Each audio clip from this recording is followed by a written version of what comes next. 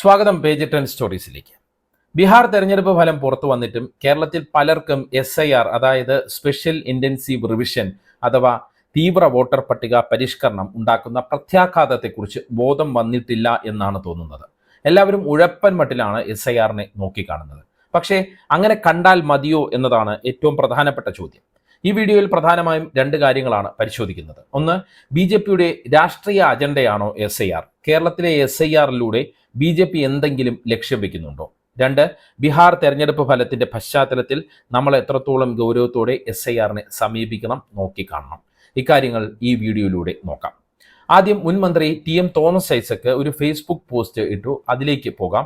3 പ്രധാനപ്പെട്ട കാര്യങ്ങളാണ് SIRമായി ബന്ധപ്പെട്ട് തോമസ് ഐസക് പോസ്റ്റിലൂടെ ചോദിക്കുന്നത്. ഒന്ന്, എന്തിനാണ് ഇത്ര ധൃതിപ്പെട്ട് SIR ഇപ്പോൾ നടപ്പാക്കുന്നത്? 2, ഇതിന് പിന്നിൽ എന്തെങ്കിലും ഗൂഢാലോചനയുണ്ടോ? 3, രാഷ്ട്രീയ പാർട്ടികൾ എത്രത്തോളം ഗൗരവത്തോടെ SIRനെ നോക്കിക്കാണണം അല്ലെങ്കിൽ SIRൽ ശ്രദ്ധിക്കണം? തോമസ് ഐസക്കിന്റെ പോസ്റ്റ് വായിക്കാം. SIR 2 ജീവനുകൾ പോയി. കണ്ണൂരിൽ BLO അനീഷ് ജോർജ് ജോലി സമ്മർദ്ദത്താൽ ജീവനൊടുക്കി. രാജസ്ഥാനിൽ മുകേഷ് ജംഗിത് എന്ന BLO ട്രെയിനിന് മുന്നിൽ ചാടി ആത്മഹത്യ ചെയ്തു. കേന്ദ്ര തെരഞ്ഞെടുപ്പ് കമ്മീഷൻ BLOമാരെ ആത്മഹത്യയിലേക്ക് തള്ളിവിടുകയാണ് എന്ന് പറഞ്ഞുകൊണ്ട് BLOമാരുടെ ജോലിഭാരത്തെക്കുറിച്ച് സൂചിപ്പിച്ചുകൊണ്ടാണ് തോമസ് ഐസക് ഈ പോസ്റ്റ് തുടങ്ങുന്നത്. എന്തിനു വേണ്ടി? പഞ്ചായത്ത് തെരഞ്ഞെടുപ്പ് നടക്കുന്ന വേളയിൽ വോട്ടർ പട്ടികയുടെ തീവ്ര പരിഷ്കരണം നടത്തേണ്ടതുണ്ടോ? നടത്തിയാൽ തന്നെ തെരഞ്ഞെടുപ്പ് ഫലം പുറത്തുവരുന്ന അന്ന് പുതുക്കിയ വോട്ടർ പട്ടിക പ്രസിദ്ധീകരിക്കണമെന്ന് ശഠിക്കേണ്ടതുണ്ടോ? അതായത് പഞ്ചായത്ത് തെരഞ്ഞെടുപ്പ് ഫലം പുറത്തുവരുന്ന അന്നാണ് അന്തിമ വോട്ടർ പട്ടിക പ്രസിദ്ധീകരിക്കുന്നത്. അക്കാര്യമാണ് തോമസ് ഐസക് ഈ പോസ്റ്റിലൂടെ ചൂണ്ടിക്കാട്ടുന്നത്. 2 ആഴ്ച കൂടി സമയം കൂടുതൽ നൽകിയിരുന്നെങ്കിൽ തെരഞ്ഞെടുപ്പിന്റെ തിരക്കുകൾ ഒഴിയുമ്പോൾ രാഷ്ട്രീയ പ്രവർത്തകരുടെ കൂടി സഹായത്തോടെ സമ്പൂർണ്ണ വോട്ടർ പട്ടിക പ്രസിദ്ധീകരിക്കാൻ കഴിയുമായിരുന്നില്ലേ? ഇപ്പോൾ നമ്മൾ മനസ്സിലാക്കുന്നു എങ്ങനെയാണ് ബീഹാറിൽ 65 ലക്ഷം വോട്ടർമാർ പട്ടികയ്ക്ക് പുറത്തായതെന്ന്. ഇങ്ങനെ പുറത്തായ വോട്ടർമാരുടെ പേര് വിവരം പരിശോധിക്കുമ്പോൾ ന്യൂനപക്ഷ സമുദായങ്ങളിലും ചില പ്രദേശങ്ങളിലും അവർ കേന്ദ്രീകരിക്കുന്നു എന്നുള്ളതിനാൽ തങ്ങൾക്ക് ഹിതകരമല്ലാത്ത വോട്ടർമാരെ പുറത്താക്കുന്നതിനുള്ള രാഷ്ട്രീയ ഗൂഢാലോചന മണക്കുന്നുണ്ട്. തെരഞ്ഞെടുപ്പ് കമ്മീഷൻ BJPയുടെ ചട്ടുകമായി അധപ്പതിക്കരുത് എന്ന് തോമസ് ഐസക് പറയുന്നു.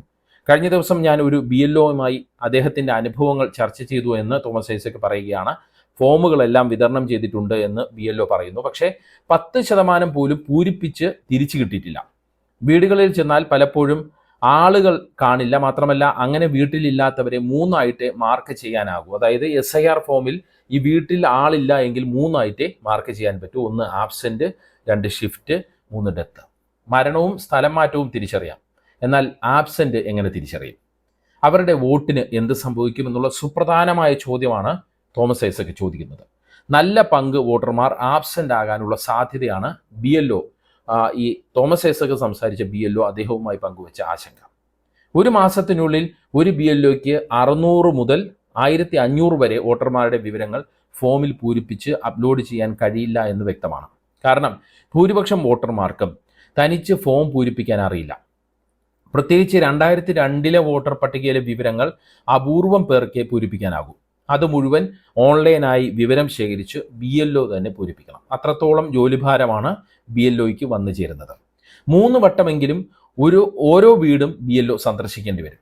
തെരഞ്ഞെടുപ്പ് കമ്മീഷൻ പറയുന്നത് ഫോമുകളെല്ലാം ഏതാണ്ട് വിതരണം ചെയ്ത് കഴിഞ്ഞു എന്നാണ്. ഇത് വലിയൊരു തമാശയാണെന്ന് തോമസ് ഐസക് പറയുന്നു. കാരണം ഫോം വിതരണം ചെയ്യുന്നതിലല്ല, പൂരിപ്പിക്കുന്നതിലാണ് കടമ്പ. കേരളത്തിലെ BLOമാർക്ക് മറ്റൊരു പരാധീനത കൂടിയുണ്ട്. തദ്ദേശ ഭരണ തെരഞ്ഞെടുപ്പുകളിൽ നിയോഗിക്കപ്പെട്ട ഉദ്യോഗസ്ഥരെ BLOമാരായി നിയമിക്കാൻ പാടില്ല എന്ന് സംസ്ഥാന തെരഞ്ഞെടുപ്പ് കമ്മീഷൻ ഉത്തരവിട്ടതോടെ പുതിയതായി ഒട്ടേറെ BLOമാരെ കണ്ടെത്തി നിയോഗിക്കേണ്ടി വന്നു. അവർക്ക് വേണ്ടത്ര പരിശീലനം നൽകിയിട്ടുണ്ടോ എന്നുള്ള കാര്യം സംശയമാണ് എന്ന് തോമസ് ഐസക് പറയുന്നു. കേരളത്തിലെ രാഷ്ട്രീയ പാർട്ടികളിൽ BJP മാത്രമാണ് ഇപ്പോൾ തന്നെ വോട്ടർ പട്ടിക തീവ്ര പരിഷ്കരണം വേണമെന്ന് വാദിക്കുന്നത്. ലോക്സഭാ തെരഞ്ഞെടുപ്പിൽ തൃശ്ശൂരിൽ നടന്നതുപോലെ എന്ത് കൃത്രിമത്വത്തിനാണ് അവർ തയ്യാറെടുത്തുകൊണ്ടിരിക്കുന്നത് എന്ന് ആർക്കറിയാം എന്നുള്ള ചോദ്യവും തോമസ് ഐസക് ചോദിക്കുകയാണ്. BJPയുടെയും തെരഞ്ഞെടുപ്പ് കമ്മീഷന്റെയും കള്ളക്കളികളിൽ തെരഞ്ഞെടുപ്പ് പ്രക്രിയ അട്ടിമറിക്കപ്പെടാതിരിക്കണമെങ്കിൽ തെരഞ്ഞെടുപ്പിന്റെ തിരക്കുകളെല്ലാം ഉണ്ടെങ്കിലും SIR പൂരിപ്പിക്കുന്നതിന് പ്രത്യേക സ്ക്വാഡുകൾ ഉണ്ടാക്കി ജനങ്ങളെ സഹായിച്ചേ തീരൂ എന്ന് എല്ലാ പാർട്ടി പ്രവർത്തകരോടും അദ്ദേഹം ആഹ്വാനം ചെയ്യുന്നു. ബൂത്ത് ലെവൽ ഏജന്റുമാർ സജീവമാകണമെന്ന് അദ്ദേഹം ആവശ്യപ്പെടുന്നു. പൂരിപ്പിക്കേണ്ട മുഴുവൻ വോട്ട് ഫോറങ്ങളും അപ്ലോഡ് ചെയ്യപ്പെടുന്നുണ്ട് എന്ന് ഉറപ്പുവരുത്തണം.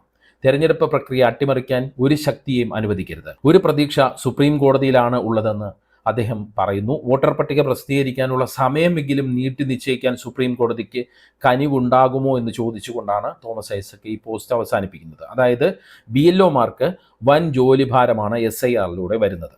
അതുകൊണ്ട് BLOമാർക്ക് എത്രത്തോളം കൃത്യമായി ഈ SIR പൂരിപ്പിച്ച് കൃത്യമായി അത് രേഖപ്പെടുത്താൻ കഴിയും എന്നുള്ള കാര്യം സംശയമാണ്. അതുകൊണ്ട് തന്നെ രാഷ്ട്രീയ പാർട്ടികളും വ്യക്തികളും ഇക്കാര്യത്തിൽ ജാഗ്രത കാണിക്കണമെന്നാണ് മുൻ മന്ത്രി തോമസ് ഐസക് പറയുന്നത്. സാധാരണ വോട്ടർ പട്ടികയുടെ കാര്യങ്ങളിൽ വലിയ ജാഗ്രത പുലർത്തുന്ന ഒരു പാർട്ടിയാണ് CPM. CPMകാർ പോലും SIRന്റെ കാര്യത്തിൽ വേണ്ടത്ര ജാഗ്രത പുലർത്താത്ത സാഹചര്യത്തിലാണ് തോമസ് ഐസക്കിന്റെ ഈ പോസ്റ്റ് പ്രസക്തമാകുന്നത്. മാത്രമല്ല അദ്ദേഹം BJPയുടെ രാഷ്ട്രീയ ഗൂഢാലോചനയെക്കുറിച്ചും സൂചിപ്പിക്കുന്നുണ്ട്. അതായത് തൃശ്ശൂരിൽ വ്യാപകമായി വോട്ട് ചേർത്തതുപോലെ വോട്ട് ചോരി നടത്തിയതുപോലെ എന്തെങ്കിലും അജണ്ട BJP SIRലൂടെ കേരളത്തിൽ നടപ്പാക്കാൻ ഉദ്ദേശിക്കുന്നുണ്ടോ എന്നുള്ള കാര്യമാണ് തോമസ് ഐസക് ചോദിക്കുന്നത്. വളരെ പ്രസക്തമായ കാര്യങ്ങളാണ് അദ്ദേഹം ഈ പോസ്റ്റിലൂടെ പറഞ്ഞിരിക്കുന്നത്. പല വിദഗ്ധന്മാരും പറയുന്നത് പോലെ SIR അത്ര സങ്കീർണമായ ഒരു കാര്യമല്ല. പക്ഷേ ബീഹാറിലെ BJP അല്ലാത്ത രാഷ്ട്രീയ പാർട്ടികൾ ഉഴപ്പിയതാണ് അവിടെ 65 ലക്ഷം പേരെ വെട്ടിമാറ്റാൻ കാരണമായത്. പിന്നീട് വൻ പരാതി വന്നപ്പോൾ കുറച്ചുപേരെ കൂട്ടിച്ചേർത്തെങ്കിലും അതെല്ലാം BJPക്ക് വോട്ട് ചെയ്യുമെന്ന് ഉറപ്പുള്ള ആളുകളായിരുന്നു. അതായത് ബീഹാറിലെ BJP വിജയത്തിൽ നിർണായകമായത് SIR കൂടിയാണെന്ന് നിഷ്പക്ഷരായ തെരഞ്ഞെടുപ്പ് വിദഗ്ധരെല്ലാം വിലയിരുത്തുകയാണ്. ബീഹാർ തെരഞ്ഞെടുപ്പിൽ NDA നേടിയ 202 സീറ്റുകളിൽ 128 എണ്ണവും SIR വഴി വോട്ടർമാരെ ഒഴിവാക്കിയ മണ്ഡലങ്ങളിലാണ് എന്നതാണ് എടുത്തു പറയേണ്ട കാര്യം. ന്യൂനപക്ഷ വിഭാഗങ്ങളിലും ദളിത് വിഭാഗങ്ങളിലുമുള്ള വോട്ടർമാരെയും കുടിയേറ്റ തൊഴിലാളികളെയും അവരുടെയും വോട്ടുകൾ ഏകപക്ഷീയമായി ഒഴിവാക്കി എന്നതാണ് SIRന്റെ സമയത്ത് തന്നെ ഉയർന്ന ആരോപണം. മുഖ്യമന്ത്രി നിതീഷ് കുമാറിന്റെ ശക്തി കേന്ദ്രമായ മഗധയിലും BJP ശക്തി കേന്ദ്രങ്ങളിലും കൂടുതൽ വോട്ടുകൾ കൂട്ടിച്ചേർത്തു. എന്നാൽ മുസ്ലിം ഭൂരിപക്ഷ മേഖലയായ സീമാഞ്ചലിൽ ഏറ്റവും കൂടുതൽ വോട്ടുകൾ ഒഴിവാക്കി. ഇത് എങ്ങനെ തെരഞ്ഞെടുപ്പിൽ പ്രതിഫലിച്ചു എന്നതും നമ്മൾ നോക്കിക്കാണണം. അതിങ്ങനെയാണ്: മഗധ മേഖലയിൽ കോൺഗ്രസ് സഖ്യത്തിന് കഴിഞ്ഞ തവണത്തേക്കാൾ 18 സീറ്റുകൾ കുറഞ്ഞപ്പോൾ NDAക്ക് അത്രയും സീറ്റുകൾ കൂടി. വോട്ടർ പട്ടികയിൽ നടന്ന കൂട്ടിച്ചേർക്കലുകൾ കൃത്യമായി NDAക്ക് ഗുണം ചെയ്തു എന്നുള്ള കാര്യം ഇതിലൂടെ സുവ്യക്തമാണ്. മുസ്ലിം വോട്ടുകൾ ഒഴിവാക്കപ്പെട്ട സീമാഞ്ചൽ മേഖലയിൽ കോൺഗ്രസ് സഖ്യത്തിന് 5 സീറ്റുകൾ കുറഞ്ഞപ്പോൾ NDAക്ക് അവിടെ 7 സീറ്റുകൾ കൂടി. ബീഹാറിലെ ആകെ 243 നിയമസഭാ മണ്ഡലങ്ങളിൽ 174 സീറ്റുകളിലും SIR പ്രക്രിയയിലൂടെ ഒഴിവാക്കപ്പെട്ട വോട്ടർമാരുടെ എണ്ണം 2020 തെരഞ്ഞെടുപ്പിൽ ആ മണ്ഡലത്തിൽ നിന്ന് ജയിച്ച സ്ഥാനാർത്ഥി നേടിയ ഭൂരിപക്ഷത്തെക്കാൾ കൂടുതലായിരുന്നു എന്ന് ദ ക്വിൻറ്റ് വെബ്സൈറ്റ് അതിൻ്റെ റിപ്പോർട്ടിൽ പറയുന്നു. അതായത് SIRലൂടെ ഒഴിവാക്കിയവരെക്കാൾ കുറവാണ് ഭൂരിപക്ഷം. ഇതിൽ 91 സീറ്റുകൾ എടുത്ത് പരിശോധിച്ചാൽ 2020 പ്രതിപക്ഷത്തിൻ്റെ കൈവശം ഉണ്ടായിരുന്നതാണ് ഈ 91 സീറ്റുകൾ എന്ന് നമുക്ക് നോക്കിക്കാണാൻ പറ്റും. SIR വഴി ഒഴിവാക്കിയ നിരക്ക് ഭൂരിപക്ഷത്തെക്കാൾ കൂടുതലായിരുന്ന ഈ 91 സീറ്റുകളിൽ NDA 75 സീറ്റുകൾ നേടി. ഇതാണ് SIR ബീഹാറിലെ NDA വിജയത്തിൽ ഉണ്ടാക്കിയ ഇഫക്റ്റ് എന്ന് ദി ക്വിൻറ്റ് റിപ്പോർട്ട് പറയുന്നു. വിവിധ മണ്ഡലങ്ങളിലെ കാര്യങ്ങളെടുത്ത് വിശദമായി പഠിച്ചാണ് ദി ക്വിൻറ്റ് ഈ റിപ്പോർട്ട് തയ്യാറാക്കിയിരിക്കുന്നത്. ഉദാഹരണത്തിന് കുർഹാനി മണ്ഡലത്തിൻ്റെ കാര്യമെടുക്കാം.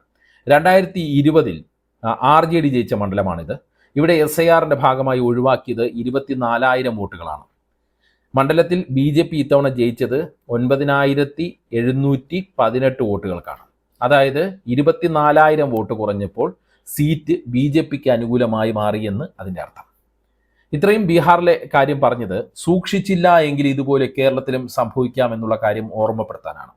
രാഷ്ട്രീയ പാർട്ടി പ്രതിനിധികൾ കൂടുതൽ ശ്രദ്ധയോടെ ഇക്കാര്യത്തെ നോക്കിക്കാണണമെന്നാണ് പറയാനുള്ളത്. എന്തായാലും പ്രേക്ഷകർ ഇനി പറയുന്ന കാര്യങ്ങൾ ഒന്ന് ഓർത്തു വയ്ക്കുക. ഒന്ന്, 2002ലെയും 2025ലെയും വോട്ടർ പട്ടികകൾ താരതമ്യം ചെയ്താണ് BLOമാർ നിങ്ങളുടെ വോട്ടവകാശം SIRലൂടെ ഉറപ്പിക്കുന്നത്. ആ കാര്യം ഓർത്തു വയ്ക്കുക. രണ്ടാമത്തെ കാര്യം, 2025ലെ വോട്ടർ പട്ടികയിൽ പേരുണ്ടെങ്കിൽ ആ പേരും ആധാറിലെ പേരും തമ്മിൽ വ്യത്യാസമില്ല എങ്കിൽ, നിങ്ങളുടെ വോട്ടർ ID ഫോൺ നമ്പറുമായി ലിങ്ക് ചെയ്തിട്ടുണ്ട് എങ്കിൽ വെറും 5-10 മിനിറ്റ് കൊണ്ട് വീട്ടിലിരുന്നോ അല്ലെങ്കിൽ മറ്റൊരാളുടെ സഹായത്തോടെയോ അക്ഷയ കേന്ദ്രങ്ങളിൽ പോയോ സ്വയം വെരിഫൈ ചെയ്ത് SIR വഴി വോട്ടർ പട്ടികയിൽ പേരുറപ്പിക്കാം. അതായത് ഓൺലൈനായി പേരുറപ്പിക്കാം എന്നുള്ളതാണ് നമ്മൾ ശ്രദ്ധിക്കേണ്ട മറ്റൊരു കാര്യം.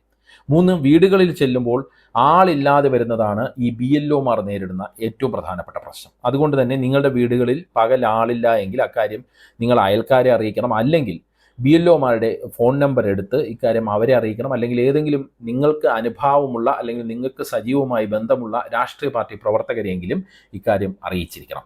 മറ്റൊരു പ്രശ്നം, ഇതിനെ ഒന്നും സീരിയസ് ആയി കാണാത്ത മനുഷ്യന്മാരാണ്.